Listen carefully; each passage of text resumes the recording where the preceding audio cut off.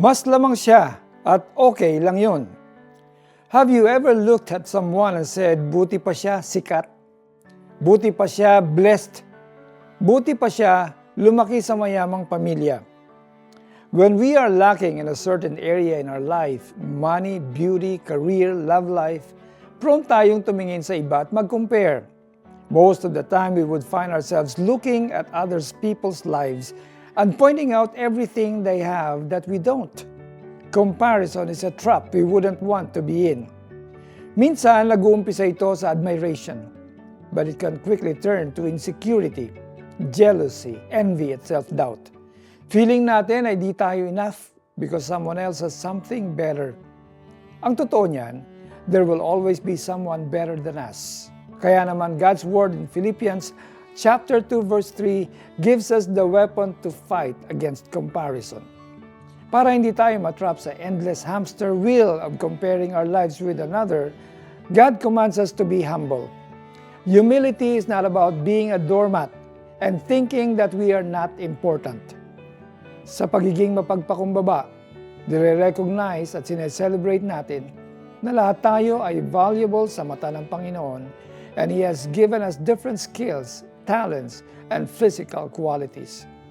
It's okay if someone else is better. Peter wasn't John, Martha wasn't Mary, Joshua wasn't Moses, and yet, lahat sila ay ginamit ng Panginoon in powerful and unique ways. The same is true for us. We each have a race to run, a calling, and a role in God's plan and story. Let's pray.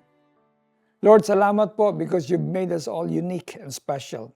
Bigyan po ninyo ako ng pusong tumitingin sa ganda at galing ng iba with admiration. Turuan po ninyo akong huwag ma-insecure at maging humble and contented sa mga bagay na binibigay niyo sa akin. In Jesus' name I pray. Amen. One of the ways you can fight comparison is through praise and thanksgiving. Start a gratitude journal and list down things you celebrate about God's blessings to you and people you compare yourself with. Praise and thank God for those things. Huwag kayong gumawa ng anuman dahil sa paghahangad ninyong maging tanyag. Sa halip bilang tanda ng pagpapakumbaba, ituring ninyong higit ang iba kaysa sa inyong mga sarili. Mga taga Pilipos 2:3. Ako po si Bishop Alex Tinsay na nagsasabing, huwag po tayong magkumpara sa buhay ng iba sapagkat may sarili po tayong takbuhin na itinakda ng Diyos para sa atin. God bless you more and have a wonderful day.